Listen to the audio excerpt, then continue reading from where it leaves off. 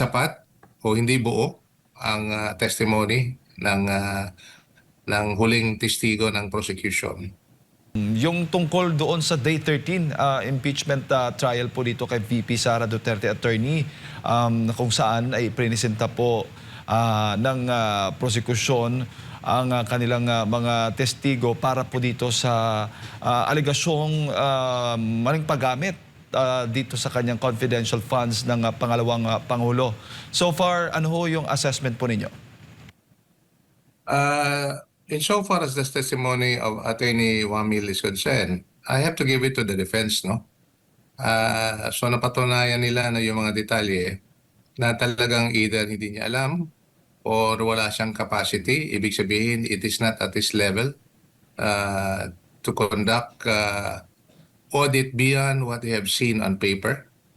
And pati yung inconsistent statements niya na sinasabi niya na walang naibigay na confidential fund sa Office of the Vice President except kay VP Sara. At napatunayan naman din ni Attorney Poa na meron nga even as early as 2014 when VP Sara was not yet Vice President. So yung doon pa lang sa mga bagay-bagay na yan na nakalap during the time of the impeachment trial on Wednesday, nakikita natin na hindi sapat o hindi buo ang testimony ng huling testigo ng prosecution. Opo, ayon po sa witness, puro acknowledgement receipts lang daw ang isinumite ng OVP. Sa batas ho ba? Sapat ho ba ito na itong mga liquidation documents po, attorney? Sapat ho ba ang mga ito? Ang liquidation receipts po, the nature kasi of the Intelligence and Confidential Fund is such that it can only be disclosed. Ibig sabihin, yung resibo na yung resibo insofar as yung mga pera na nagastos, kailangan maisuri yan sa tamang level of security clearance patungkol sa ginawa ng isang opisina who handles confidential or intelligence funds. Insofar as the acknowledgement is concerned, so long as consistent doon sa plano, insofar as paggagastos ng confidential at intelligence fund is concerned, I would like to believe that the acknowledgement receipt is sufficient, no, to prove that may nagastos at makikita kung saan ginastos. But not beyond what is supposed to have been achieved by what was planned out in this intelligence operation or confidential operation. Opo, at hindi ho ibig sabihin na kung wala mang official receipts o sales invoices, automatiko na may anomalya. Tama ho ba, attorney? Absolutely, hindi po ganun yung pananaw natin dito. Opo. At yung tungkol sa sinabi po ng COA witness, itong as far as kay Wamil po pag-uusapan natin, unang pagkakataon daw niya ito na puro acknowledgement receipts lang daw ang natatanggap niya mula sa isang inaudit na ahensya. Sa tingin ho ninyo, kayo ba'y naniniwala? Ganun ho ba talaga normally yung system dyan sa COA? I am not familiar with how the COA audits, no. I can only say na my own experience the time when I was with LTFRB. Yung COA kasi mabusisi pagdating sa mga resibo. Pero yung confidential at intelligence fund is of a different character. That's the reason why merong joint circular na hindi lang po sakop ang POA doon, pati yung DND, pati yung PNP are all involved in how the liquidation of the confidential intelligence funds are supposed to be used and liquidated. So it's not your, if I may say, not your usual COA audit procedure that is put in place strictly. Pero you have to consider also the sensitive nature of the the spending as well as the liquidation of these funds. Opo, at malinaw din doon sa kanilang pinagbatayan, yung COA Joint Circular Attorney, na silent daw itong batas na ito patungkol doon sa paggamit naman ng mga code names. Tulad na lamang kay Mary Grace Piatos na nais pong ipapresenta nga ng prosekusyon sa depensa para mapatunayan tungkol nga dito sa kanila pong isyong o tinatalakay. Insofar as yung mga aliases is concerned, this is just my own way of asking around, no? I have some acquaintances and friends in the AFP and the PNP and who are involved in intelligence operations. And I asked them, particularly yung mga SDO na tinatawag yung Special Disbursement Officer. Why are they called Special Disbursement Officer? Kasi they are just disbursement officer for that particular special operation, no? At tinatanong ko, is that normal or usual that you use aliases? And all of them have said na usual po yan, normal po yan na naglalagay siya ng aliases doon sa tao na binibigyan nila ng pera in exchange for information doon sa kalaban, location, yung lahat ng bagay na kailangan nilang kunin in order to strengthen their intelligence operation. So normal po, wala pa akong narinig doon sa nakausap ko na hindi normal na magbibigay ng aliases doon sa mga intelligence assets nila. Opo. At kung hindi naman malinaw pala sa circular na yon, yung joint circular na ay pinagbabawal ang paggamit ng aliases o itong mga code names, mas naka-advantage po ito doon sa depensa, attorney. Mukhang gano'n na nga kasi that's the reason why I said earlier na medyo maluwag ng konti. Treating how you utilize, you spend, and liquidate confidential funds in relation to confidential intelligence operation where these funds are being used. Kaya I would understand na medyo maluwag ng konti pagdating sa treatment ng liquidation of funds. Opo, ngayon since hindi naman pala bawal ang paggamit ng mga code names at wala namang nakikitang irregular doon sa mga paggamit nitong confidential funds ng Vice President, ano pang issue ang dapat talakayin? May silbi pa po ba itong necessary pa ho ba itong article na ito para akusahan o labanan, i-put down po ang Vice Presidente? I would like to push back that question. Kasi since day one, even to the time of the last witness, I'm referring to Attorney Wamil, wala pa pong pangalan na Vice President Sara Duterte doon sa mga dokumento nila. So it's not just the acknowledgement receipt, no, and everything else that I have said. They have not yet tied down directly the Vice President to any of the allegations mentioned under Article 1. Kaya doon pa lang, and that's precisely why I said na wag na nating pagbabasihan yung acknowledgement receipt. Pagbabasihan na lang natin yung tanong kung maugnay pa nila directly yung Vice Presidente dito sa mga testimonya nila of all the witnesses that I have presented so far. And my assessment is that wala po. Opo, kasi Kaya I join in your observation. I think we need to move on to the next article if that is the case.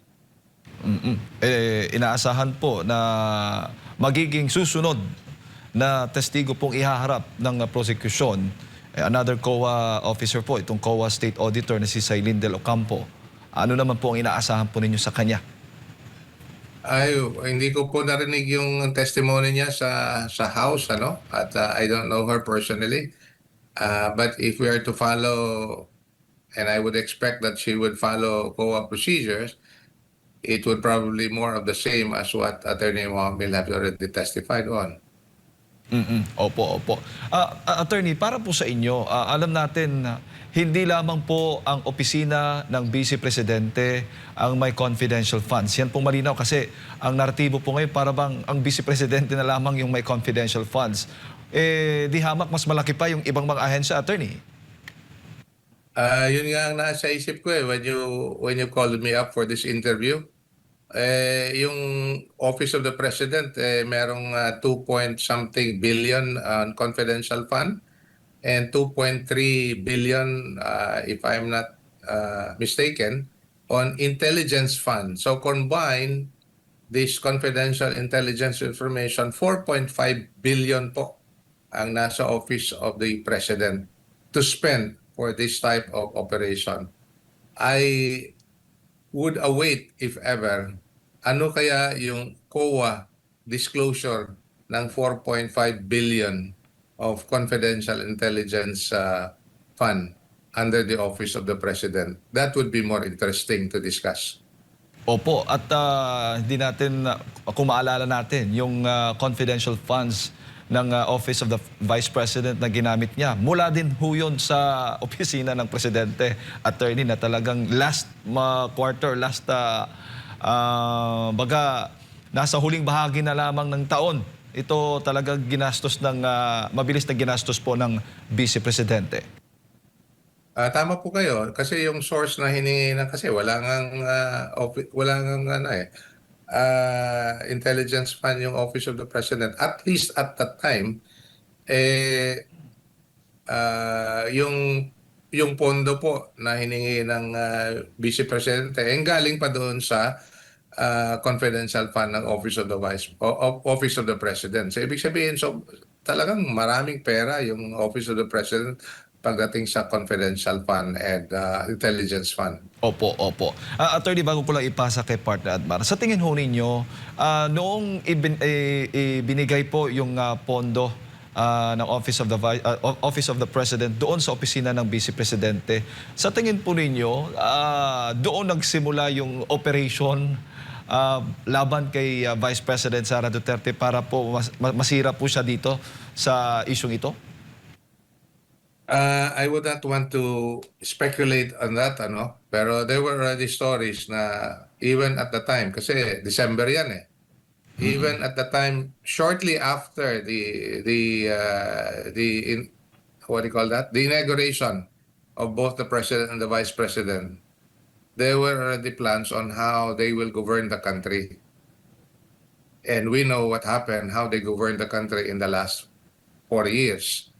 So that one, I heard of that, but so far as whether that particular issue of giving them the confidential fund para may rason na balikan yung Vice President, I would not rather speculate on that. Attorney, mayong buntag si Admar po ito. So kung susumahin po sa nakalipas na 13 araw na impeachment trial, kay Vice President Sara Duterte, wala pa doon sa mga inaakusan nila na talagang makakatumbok na may ginawang kasalanan, may ginawang korupsyon, may ginawang maling paggastos sa pera ng bayan. Mismo itong si Vice President Sara Duterte. Agree. I could not say anything more than that. They have not directly linked the Vice President to any of the statement of any of the witnesses thus far presented by the prosecution. Opo. Ito pong ginagawa ngayon na pag-uusig kay Vice President Sara Duterte, like kagaya po nito na hindi pa naman talaga pinal yung pag-audit, yung kanilang mga findings, kumbaga ito po ba ay nangyayari din sa iba't ibang mga ahensya ng gobyerno at binibigyan ng sapat na panahon para ma-comply lang ito lahat, pero minamasama, inaangguluhan, ginagawa ng propaganda para masira lang ang pangalawang Pangulo? So far as the issuance of notice disallowance is concerned, marami po yan all across government, all across the agencies of government. Marami po yan. And having said that, as you in fact have said, binibigyan ng pagkakataon, in fact, in that notice of disallowance, binibigyan ng pagkakataon na to na ibalik. But at the same time, ma-explain kasi hindi pa pinal yan eh. As correctly pointed out by the presiding officer, si Chis Escudero, ang hangganan nito pagdating sa questioning either audit report or notice of disallowances, dadaan pa yan hanggang sa Korte Suprema in having to resolve finally whether the notice of disallowance was proper or legal is concerned. So dito pa lang, sa ngayon, it's not for the impeachment court to resolve that, but rather the Supreme Court insofar as the notice of disallowances are concerned. Tsaka dito sa usapin po ng national security po natin, attorney, hindi po ba may banta sa national security natin kapag nabubulgar at pilit nilang sinisili, pilit nilang binubusisi yung operasyon po, lalo na pagdating po sa usaping national security po, kasi ito pong paggamit ng confidential fund, may tuturing itong paglaban sa mga kalaban ng Estado po para maagapan ng anumang mapaminsalang mga pangyayari. Pero hindi po ba yung ganitong klase nila na pagbusisi ay delikado hindi lang sa Office of the Vice President, kundi sa kabuuan po ng ating national government? I fully agree with that observation. That's precisely the nature of intelligence operations or operations involving the use of confidential fund and intelligence fund. Kasi nga, the information that you are getting, assessing, and taking action upon, insofar as those information gathered is concerned, is very sensitive to not just to privacy of individuals, but also of the national security of our nation. Kaya I hope maingat. Hindi lang yung COA, hindi lang yung impeachment court. Lahat tayo, maingat tayo dito sa pagdating sa on how we're going to reveal or disclose informations involving intelligence operations. Kasi makukompromiso at I have come across with friends who have put their lives on the line in having to get this information. Opo, wala po bang obligasyon ng ating ehekutibo na saglit lang, magbigay sila ng opinyon, magbigay sila ng komento, didepensahan na nila? Kasi kung itutuloy-tuloy ito, baka mabusisi, mabulgar pa yung security operation po ng kabuang gobyerno. Ever since, wala tayong narinig yata, no? Kung di ako nagkakamali, no? Mula sa ating ehekutibo na branch na talagang gumagamit naman ng intelligence fund din sila. And for sure, naging kalakaran din po itong ginagawa ng OVP, ginagawa ng DepEd sa unang pamumuno ni Vice President Sara Duterte, attorney. Tama po. So far as, because most, if not all of these confidential intelligence funds are allocated among the government agencies in the executive department. Kasi sila yung nag-execute ng ating mga batas. Sila rin po yung inatasan na gumawa ng programa, gumawa ng programa insofar as in this case having to protect the national interest and national security. So that being said, kailangan merong guidance din sana from no less than the Office of the President on how confidential intelligence funds are supposed to be used, no? Why am I saying that? Kasi sila mismo, sila yung pinakamalaking pondo ng confidential at intelligence fund sa ating gobyerno. Opo, opo. And dito po sa paggawa ng kontrobersya, hindi pa ba yung mga mambabatas po natin, lalo na dyan sa Kamara, alam naman siguro nila for sure yung kalakaran sa paggamit po ng confidential fund, gumagamit ng mga alias po, attorney, or bulag lang sila pagdating sa pangalang, basta may kaugnayan sa pangalan po ng mga Duterte? Alam mo, may mga kakilala tayo dyan sa loob ng Kongreso na dating mga military officers na naging consultant na sa mga kongresista sa Kongreso. And they know very well. I'm sure they have been advised on how confidential and intelligence funds are being used in operations such as sensitive as this.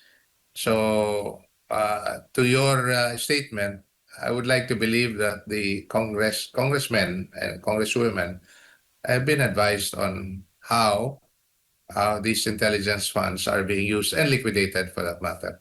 Opo, kasi hindi naman po bago itong pag-question sa paggamit ng pondo sa confidential fund. No? Sa mahabang panahon, ang laging nag-iingay niyan is yung mga makakaliwang grupo. Siyempre, aarayan sila kasi naitatag nga sila nga na mga konektado dito nga sa CPP, NPA, NDF na malimit paggamitan itong confidential and intelligence fund kaya sila yung unang nagrereklamo. Pero kapansin-pansin na nagamit na rin ito kahit na hindi yung mga makakaliwang grupo sa purpose naman ng usaping politika po, attorney. Ito yung masama rito. Pwede akong magbigay lilihis ako ng konti pero Sige po. related pa rin sa sinabi mo. Go ahead po. Kasi there is also a mention ng Article 1, yung confidential fund sa DepEd. Naalala ko lang kasi, and this is a personal experience of mine. When I was still in college, and that's way back in the 70s, malakas na po, and I was studying in Ateneo de Davao, malakas na po yung presensya ng NPA sa loob ng eskwelahan. They were operating inside, and I know some of them back in college. So that was in the 70s. And obviously, government, although this is a private institution, government has to address the influence of the NDF and the NPA inside educational institution. Fast forward to the time when I was LTFRB, and I was invited in UP to discuss yung malaking programa ng DOTR at ng dating Pangulong Duterte, yung PUV Modernization Program. Doon nagsilabasan, I was invited to speak, but as it appears, meron silang agenda, mga pula, na even among the organizers of that forum, were members of the NDF. Kaya pati if you would recall the late George San Mateo, yung Opo, head ng Transport Group. Piston. Opo. Oo. Yan yung Piston. That's the legal arm on the transport front of the NDF. Maalala nyo yan? Opo. Pati siya, in fairness to him, he called the attention of the organizers. Nag-imbita kayo ng tao, ininsulto nyo pa. Siya mismo nagsabi. So, ang ibig ko sabihin nito, pati yung impluensya ng mga NDF front group, nasa loob ng UP where I was invited, at least at that time. Kaya hindi ako magtataka na kung merong mga intelligence fund, yung DepEd, dito ginamit para tingnan kung gaano kalawak, gaano kalalim yung impluensya ng NDF at NPA sa mga institutions na ito. So, to me, I'm just speaking from experience, Edmar. Opo, tsaka ginagawa rin kasi nila na issue po yung pagkakaroon ng intelligence fund or confidential fund ng OVP at ng DepEd. Sinasabi nila ever since wala na naman daw nga ganito. Hindi po ba bago yan na isa katuparan? Nagsasuggest pa naman yan yung isang opisina at aprobado ng Pangulo, aaprubahan ng Kamara. So walang question at legal ang lahat po ng pagkakaroon ng confidential fund. Hindi dapat questionin bakit yan, first time na nagkaroon po ng confidential fund. Tingnan natin kung saan ba pinagastusan yung mismong confidential fund. Di po ba, Attorney? Tama po kayo. Well, in so, well, let's put it this way. Importante po yung confidential at intelligence fund. Kung talagang masususuri sila, no? They're very, I'm not just talking about Congress. I'm talking about government and more particularly the executive department. Tingnan nila kung paano ginamit at how they will be able to improve on the operations that they have conducted using the intelligence and confidential information. Para hindi naman masayang yung pondo na binibigay para dito. But obviously, ito kasi yung mga operation na ito, not only is it sensitive, not only is it confidential, it could be part of a long-drawn operation. So ibig sabihin, minsan hindi lang yan isang taon, kasi alam natin yung mga plano, lalo na plano sa makaliwa, talagang long-drawn yan sila. They're willing to really go into a lot of activities that will undermine government for so long a time as we can remember. Yun nga sinabi ko sa iyo, college pa lang ako, may influensya na yung mga NDF at saka NPA sa loob ng eskwelahan. Hanggang ngayon, ganun din. So, that being said, if there would be any use of this confidential intelligence fund, there should be also what you call a post-operation assessment para maisaayos at maipalakas pa kung paano gagamitin sa mga susunod na confidential intelligence funds. Opo. And dito po sa pangyayari po ngayon, naging malinaw po ba yung selective justice? Doon pa lang sa treatment, sa impeachment, complaint versus Pangulong Bongbong Marcos Jr. kumpara dito kay Vice President Sara Duterte. Kasi meron ding intelligence fund nga ang Pangulo. Pero yung klase ng pagbusisi nila, klase ng papatawag nila ng investigasyon doon pa lang sa Kamara, hindi ganito ka-intense sa kabila po ng talagang pwedeng maraming mabusisi doon dahil nga po mas malaki ang kanilang pondo po, Attorney. Medyo natawa ako dun sa sinabi mo, Juan. Sa amount pa lang, it's very minuscule yung amount na pinag-aawayan nila patungkol kay VP Sara compared to sa pondo ng Intelligence and Confidential Fund ng Office of the President. And you compare the treatment of Congress on how they treated the impeachment complaint of BBM as regards the complaint against VP Sara, talagang matawa ka kung paano nangyari na to cut the long story short, there's clear political bias on how they treated separately both high officials in government. I'm referring to the President and the Vice President. Opo. Attorney, si Jade po ulit ito. May mungkahi si Senator Judge Tito Soto sa pangalan po ng confidential funds. Ano yung masasabi po ninyo? Nais po niyang bagay pangalan, bagay i-change yung name, no? From confidential funds, maaring siguro tawagin daw restricted funds, parang non-public funds po daw. Ang paliwanag po niya na kahit na may tuturing na pribado o hindi, para sa pangkalatang public, pangkalahatan ang pondo, dapat ay manatili pa rin itong bukas sa pagsisiyasat ng Commission on Audit upang maging malinaw daw na may pananagutan pa rin ito sa bayan. Kasi daw, madalas kasi ang salitang confidential ay maiuugnay ng publiko sa intelligence o secret operations. Kaya madali itong maaabuso. Ano pong komento po ninyo doon? Nomenclature lang po yan, Jake, whether it's restricted or confidential. It's really on the matter of how you treat the funds. No? It's the nature of the use of the funds rather than the name itself. And I'd like to go back to the joint circular, as I've said. No? That's the reason why I said na pagdating sa kung tama ba yung what do you call this, paggamit ng confidential fund, ah, nandun yung ibang ehensya that would be able to best answer that question, yung tamang paggamit ng confidential fund. And I'm referring to the DND and the PNP, the DILG and the PNP, because they're in the best position to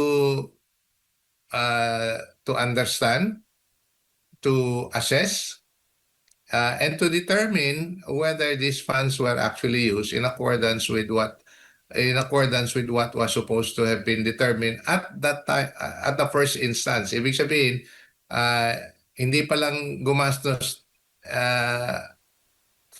ng confidential fund, na-determine na ito yung plano natin at doon tayo patutungo insofar as the objective of this operation is concerned. It becomes a matter of consequence yung paggamit ng confidential fund insofar as yung mga plano na itinalaga. So I think it's best that the other agencies in government involved in coming up with this joint circular should also be involved in the assessment of the use of the confidential fund. Opo.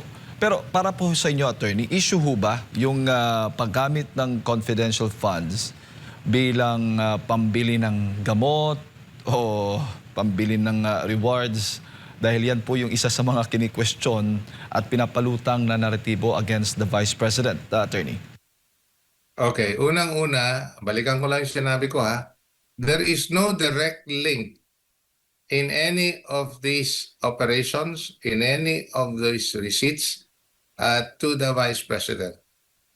Okay, so it begs the question on how these funds were used, unless you link it directly to the Vice President.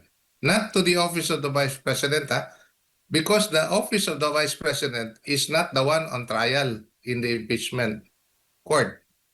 The one on trial before the impeachment court is the person of the Vice President, Sara Duterte. And so far, wala pa pong ebidensya. Pagdating naman doon po sa paggagastos, pagdating sa pagbibili ng medisina o pagbibigay ng award, part po yan. I mean, on its face, I'm just talking about the confidential fund on its face. Part po yan sa paggagastos because information is valuable and you need to pay for this information. Depende kung sino ang bibigyan mo ng pera in exchange for information. Depende kung ano ka-valuable, gaano ka-sensitive yung information, ganun din kataas ang babayaran mo sa kanya.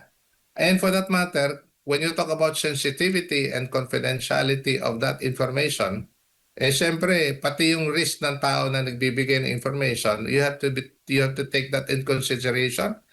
Hindi siya magbibigay ng information pag hindi rin sapat ang ibibigay sa kanya in exchange for the risk that he or she has to take for disclosing such information.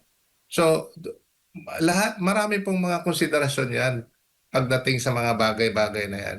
And when you talk about medicine per se, it could be in exchange for somebody who is sick because in exchange for the information that government was able to get.